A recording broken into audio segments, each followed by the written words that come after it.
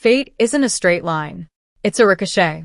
A stray bullet that misses its intended mark and finds a new home in the architecture of someone else's life.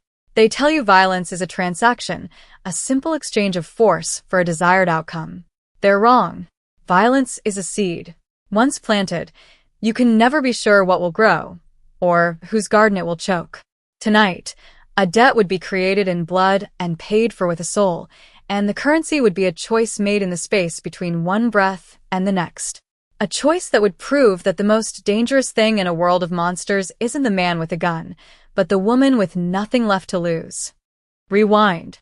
5 hours earlier. The rain didn't just fall on the city. It bled down the plate glass windows of Aria, a restaurant so exclusive its air tasted like money. Outside, the world was a watercolor of blurred headlights and hunched shoulders. Inside, it was a warm, velvet-lined box of quiet confidence. For Layla, it was just Tuesday. It was the ache in her feet from shoes with soles worn thin as a promise. It was the crumpled eviction notice in her locker, its sharp edges a constant, nagging pressure against her ribs. At 21, she was an expert in the art of the invisible. She refilled water glasses with ghost-like efficiency, cleared plates with a silent grace, and offered a smile that never quite reached the weary exhaustion in her eyes. She was a moving part in a machine she could never afford to be a customer of, serving slivers of fish that cost more than her weekly groceries to people who never bothered to learn her name. The clinking of silver on porcelain was the soundtrack to her anxiety, each chime a reminder of the cavernous distance between her world and theirs. Tonight, the air was different, thicker. A low hum of tension vibrated just beneath the surface of the polite murmurs and muted jazz. The staff moved with a clipped, nervous energy. Layla felt it like a change in atmospheric pressure, a storm gathering just offshore. She straightened her apron, the cheap fabric a stark contrast to the silk and cashmere drifting past her, and prepared to disappear again. But fate, that ricocheting bullet, was already in the air. It was looking for a target. And in a room full of power, it would find its mark in the one person who had none at all. She smoothed a non-existent wrinkle from a tablecloth, her reflection a fleeting, tired smudge in the polished silver. She had no idea the reflection staring back was of a woman whose life was about to be broken open, shattered, and remade in steel and shadow. The transaction was coming. The shift in the room was palpable, a silent, collective intake of breath. It wasn't loud. It was the opposite. A sudden, deferential quiet fell over the main dining floor as the doors opened. 2 figures entered, moving through the space not as guests, but as gravity itself, bending the light and sound around them.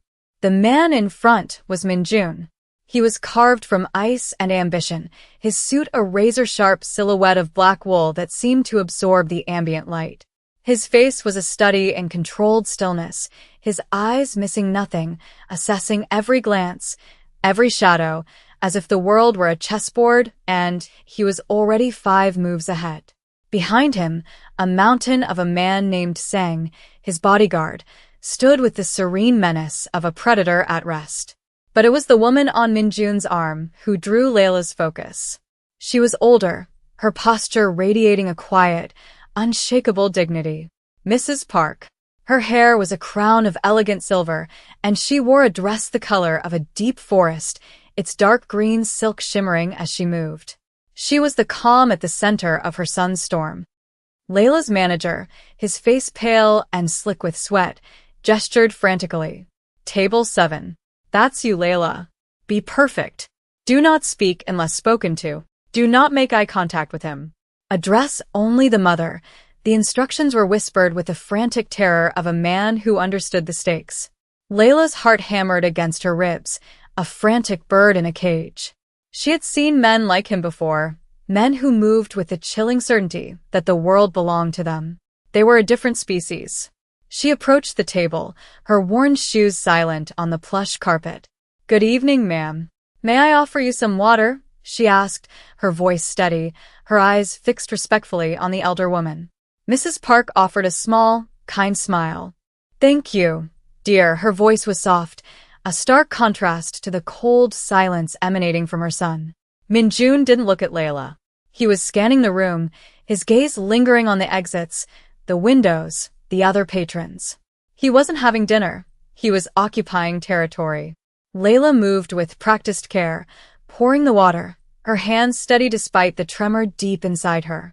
She could feel his presence like a physical weight, a cold spot in the warm room. She saw the way other diners angled their bodies away, the way the staff gave the table a wide berth. This wasn't respect. It was fear. A deep, primal understanding that they were in the presence of apex power. Mrs. Park, however, seemed oblivious, or perhaps simply accustomed, to the invisible circle of dread that surrounded her family. She asked Layla a simple question about the menu, and for a fleeting moment, it was just a conversation between two women. A brief, fragile pocket of normalcy in a room pregnant with unspoken danger. The meal progressed in a state of suspended tension. Each course was served and cleared in near silence, punctuated only by Mrs. Park's occasional soft-spoken compliments. Layla moved like a phantom, her focus narrowed to the table, to the simple, grounding tasks of her job. Yet, she couldn't ignore the details at the edge of her vision. The busboy clearing a nearby table wore a uniform that was just a little too new, a little too stiff. He avoided her gaze. A side door to the kitchens, usually propped open, was now firmly shut. Small things. Wrong things. Minjun noticed them too. His stillness had become absolute, his hand resting on the table just inches from his mother's. He was a coiled spring. The dessert course had just been served, a delicate pear tart for Mrs. Park, when the first sound came. Not a bang, but a muffled, wet thump, like a heavy book falling on carpet. It was the sound of a silenced gunshot hitting the maitre d' by the entrance. Then another. Chaos erupted. Screams tore through the polite ambience. Patrons scrambled, overturning tables and chairs. Glass shattered. But Layla's world had shrunk to a single, horrifying point of focus. Across the room, the new busboy was no longer a busboy. He held a pistol, its suppressor a dark, ugly snout. And he wasn't aiming at the formidable figure of Minjun. His target was the old woman in the dark green dress. Time seemed to stretch and warp. Layla saw the shift in the gunman's stance, the cold, impersonal focus in his eyes. She saw Mrs. Park's look of frail confusion. She saw Minjun moving, a blur of deadly grace, but he was a fraction of a second too late. There was no thought. There was no calculation of risk or reward. There was only a primal, overwhelming instinct. A deep, unbidden reflex to shield the vulnerable. In one explosive, desperate motion, Layla threw herself forward. She didn't push Mrs. Park out of the way. She became a wall. She covered the older woman's body with her own, her arms wrapped around her fragile shoulders, her back to the threat. The world exploded in a starburst of white-hot agony. The impact felt less like a piercing and more like a brutal punch from a fist of molten steel, slamming into her back, just below her shoulder blade. The force stole her breath, driving the air from her lungs in a choked gasp.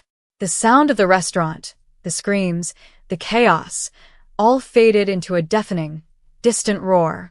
As her knees buckled and the plush carpet rushed up to meet her, the last thing she saw was Minjun's face. The mask of icy control was shattered, and in its place was a raw, blazing expression of shock and something else, something terrifyingly complex, as he stared at the nobody waitress bleeding out to save his mother. Consciousness returned not as a gentle dawn, but as a sharp, unwelcome intrusion. The first thing she registered was the pain, a deep, throbbing fire in her back, tamed but not extinguished by whatever drug was dripping into her veins. The second was the silence. It was a heavy, sterile silence, broken only by the quiet, rhythmic beep of a heart monitor. This wasn't a hospital. Hospital rooms smelled of antiseptic and quiet suffering. This room smelled of nothing, which was somehow more unnerving. It was all white walls, brushed steel, and a single, floor-to-ceiling window showcasing a dizzying panorama of the city's glittering skyline. She was on a bed with sheets, so fine they felt like cool water against her skin. A silk prison. A man in a doctor's coat was checking the drip, his movements efficient and impersonal. He didn't speak to her. When he was done, he simply nodded toward the corner of the room and left. That's when she saw him. Minjun was sitting in a minimalist black leather chair, watching her. He hadn't moved. He was as still as a statue, his dark suit immaculate, betraying nothing of the chaos from hours before. The mountain, Sang, stood sentinel by the door. "You're awake," Minjun stated. It wasn't a question. His voice was flat, cold, devoid of gratitude or concern. It was the voice of a man examining a puzzle piece that didn't fit. The doctor said the bullet passed clean through. It missed your spine by less than an inch. You'll recover, he delivered the news like a weather report. Layla tried to push herself up, but a fresh wave of pain seared through her back, and she fell back against the pillows with a gasp. His eyes narrowed. Why? The single word hung in the air, sharp and heavy as a blade. Layla swallowed, her throat dry. What? Don't play games with me, he said, his voice dropping lower, each syllable laced with menace. Nobody does something like that for nothing. Who sent you? Who are you working for? Was this a play to get inside? To earn my trust? The accusations were a volley of ice-cold stones. He saw conspiracy and betrayal in an act of simple, stupid courage. Anger, hot and sharp, cut through her pain and fear. Are you serious? She whispered, her voice raspy. I work for Arya. I make $12 an hour plus tips. The only person I'm working for is my landlord. A flicker of something, disbelief, maybe even frustration, crossed his face. Altruism doesn't exist in my world. People are motivated by greed or fear. So, I ask you again, why did you shield my mother? He leaned forward, his gaze pinning her to the bed. She met it, her own eyes blazing with a defiant fire she didn't know she possessed. Because he was going to shoot her. Because she's an old woman. Because it was the right thing to do, you monster. The last word slipped out, raw and unfiltered. The room went dead silent. Sang shifted his weight, a subtle, dangerous movement. Minjun's face became a mask of cold fury. He stood up, towering over her. For a terrifying moment, she thought he might strike her. Instead, he stared down at her, his expression unreadable, a storm of suspicion and a dawning, unwelcome complexity churning behind his eyes. You are either the best operative I have ever seen, he said softly, his voice a silken threat, or the biggest fool.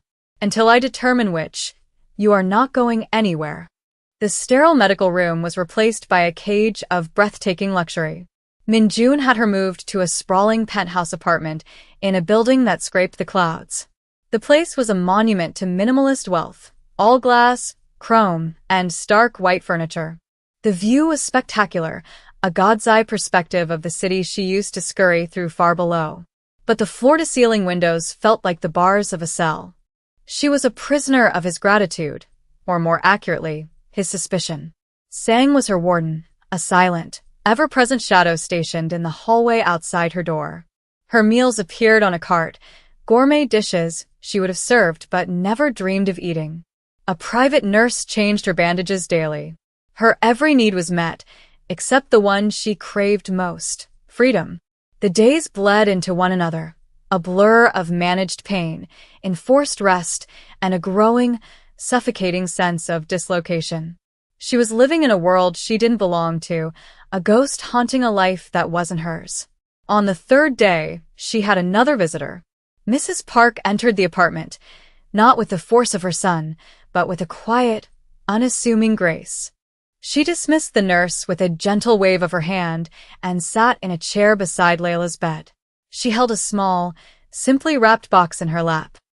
I wanted to thank you properly, Mrs. Park said, her voice filled with a sincere warmth that felt like the first ray of sun after a long winter.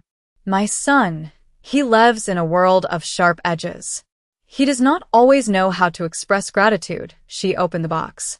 Inside, nestled on a bed of silk, was a small, intricately carved jade pendant of a hummingbird. My mother gave this to me. It is a symbol of resilience, of finding sweetness in difficult places, she placed it gently in Layla's hand. The stone was cool and smooth. "You saved my life, child. That is a debt our family can never truly repay." Layla could only shake her head, overwhelmed. "I just reacted. A person's true nature is revealed in their reactions," Mrs. Park said, her eyes knowing and kind. Just then, Minjun entered the room. He stopped when he saw his mother with Layla, his expression hardening slightly. "Iomioni," he said, the Korean word for mother soft on his lips. "You should be resting." "I am fine, Minjun," she replied, her tone gentle but firm, carrying an authority that even he could not challenge. She turned her gaze from Layla to her son. "This girl has a good soul. She is brave, and she is kind. You will protect her. You will keep her safe." This is not a request, the command was absolute. Minjun's jaw tightened, but he gave a short, almost imperceptible nod. He looked at Layla, and for the first time, the cold calculation in his eyes was tempered by something else. The weight of his mother's decree. The undeniable reality of the debt. He might not trust her, he might not understand her, but he was now bound to her by an obligation sealed in blood and maternal law. As Layla's body healed, the penthouse began to feel less like a prison and more like a strange, suspended reality. The forced proximity with her captor/protector settled into a tense, unspoken rhythm.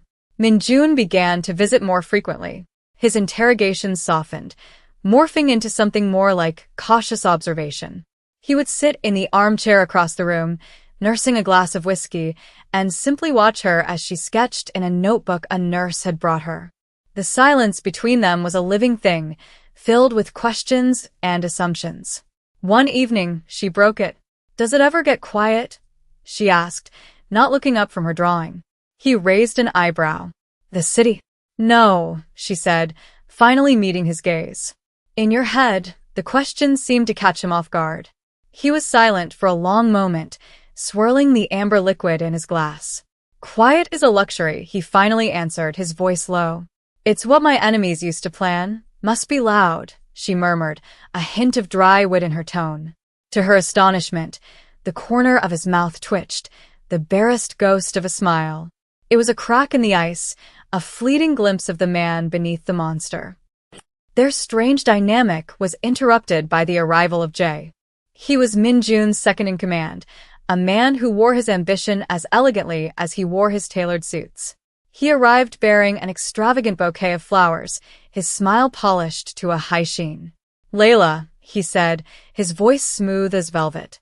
"Minjun has told me all about your incredible bravery. The entire organization is in your debt."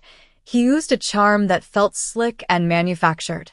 While he spoke of gratitude, his eyes were cold and assessing, cataloging her, the room, her proximity to Minjun. He asked her questions about her recovery, about her family, about her life before the shooting. It felt less like concern and more like intelligence gathering. "Minjun can be intense," Jae said, leaning in conspiratorially. "But he has a good heart. He feels this debt to you very deeply." "We all do." Layla felt an instinctive chill. There was something predatory behind his polished manners, a hunger that he couldn't quite conceal. When he left, the room felt colder. "I don't like him," she said plainly to Minjun later that night. Minjun looked at her, his expression thoughtful. "Jae is useful. He is smooth where I am sharp. He handles the politics. He looks at you like he's measuring you for a coffin," she retorted. Minjun didn't laugh. He just gave her a long, searching look, as if seeing a new, unexpected angle on a familiar board. A seed of doubt, planted by the girl who saw the world in simple terms of right and wrong, good and bad. A girl who could spot a snake, even when it was smiling. The outside world finally intruded in the form of a heavy, cream-colored invitation. The annual Carswell Foundation Charity Gala. It was a command performance for the city's elite, both legitimate and otherwise. A night where predators mingled under crystal chandeliers, their smiles as sharp and dangerous as the knives they kept hidden. "I have to go," Minjun said, his voice tight with displeasure as he tossed the invitation onto a table. Maintaining the facade requires these performances. He had no intention of taking Layla. It was too public, too dangerous. But his mother had other ideas.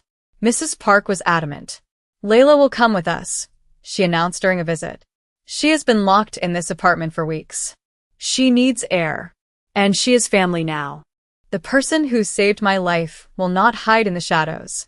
She will sit at my side. Minjun's protests were useless against his mother's quiet, unyielding will.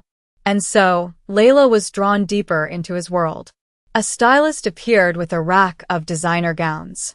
Layla chose a simple, elegant dress of midnight blue silk that felt like a costume. As she looked at her reflection, she saw a stranger.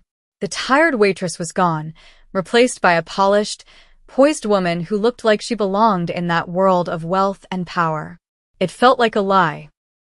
The ballroom was a dazzling ocean of light and sound. The air hummed with whispered gossip and the clinking of champagne glasses. Layla clung to Mrs. Park's arm, feeling small and exposed. Minjun was a different person here. He moved with a predatory grace, accepting greetings from politicians and judges with a smile that never reached his eyes. He was a king in his court, and Layla was the mysterious new addition to his inner circle. Whispers followed them. Who is she?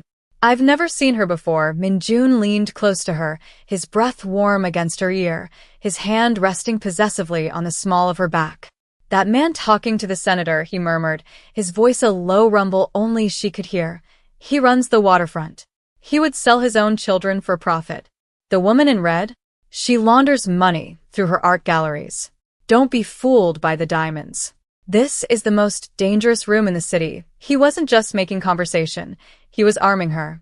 He was showing her the world as he saw it, a battlefield hidden beneath a veneer of civility.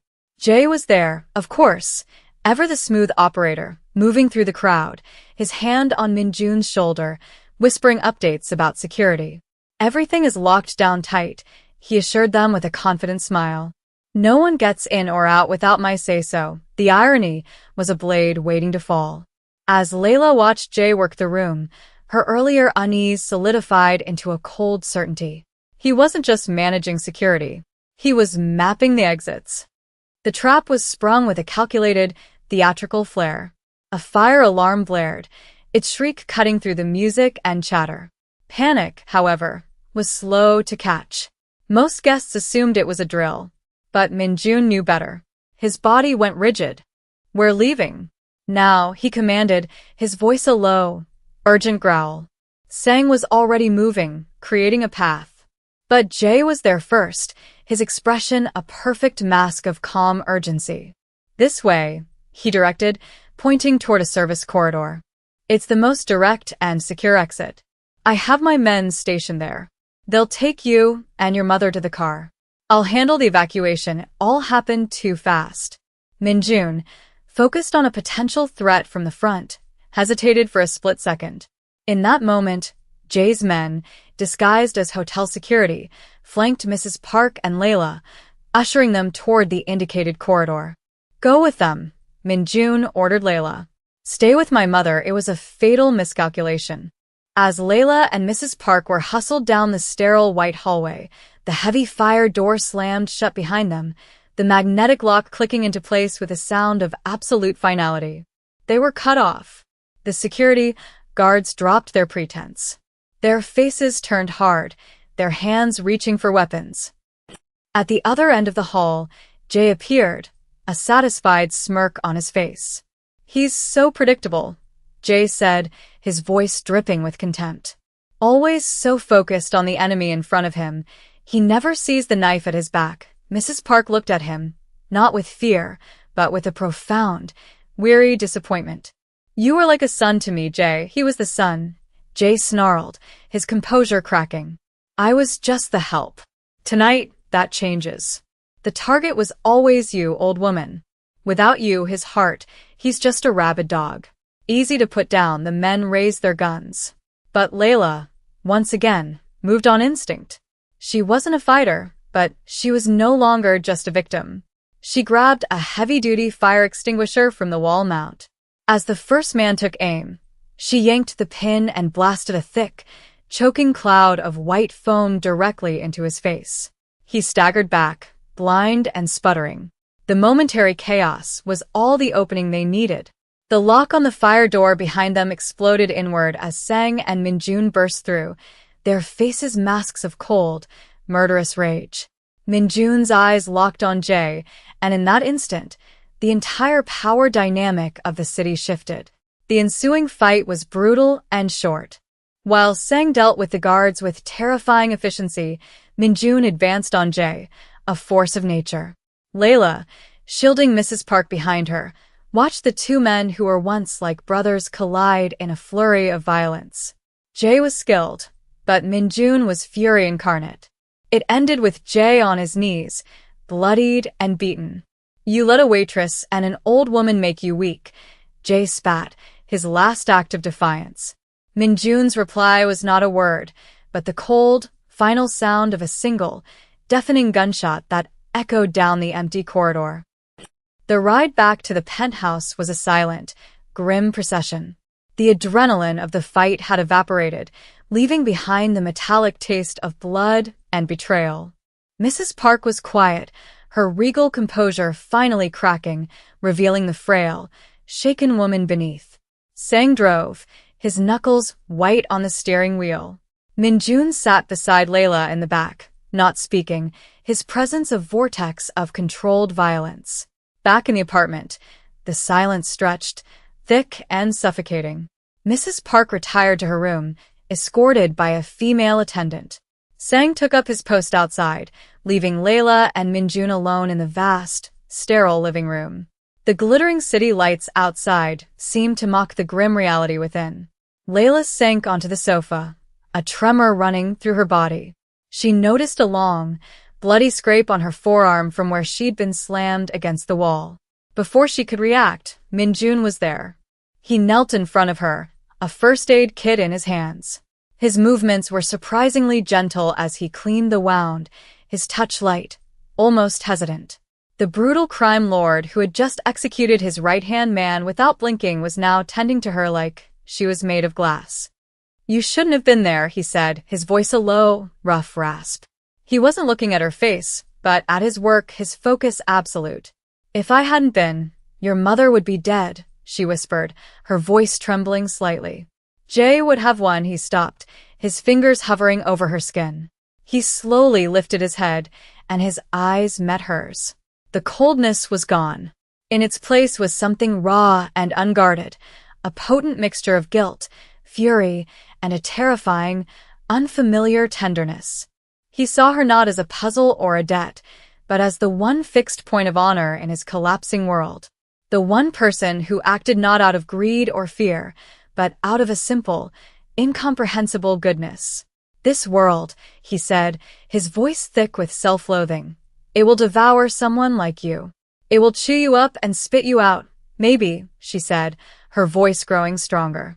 "Or maybe I'm tougher than you think." He finished bandaging her arm, his touch lingering for a fraction of a second longer than necessary.